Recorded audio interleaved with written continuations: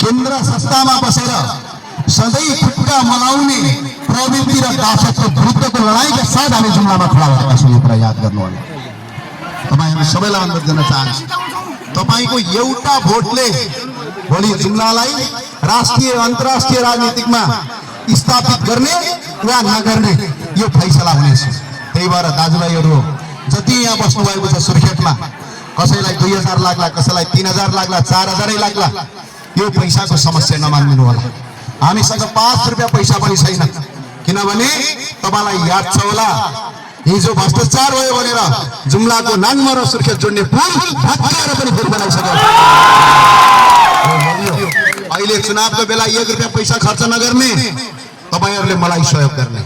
चुनाव जितेपछि संसारको कुनै पनि कुनामा कडालीको मान्छे अल्पत्र पर्यो, कसैलाई अप्ठ्यारो पर्यो, कसैलाई गाह्रो पर्यो भने खम्बा भएर खडा भयो।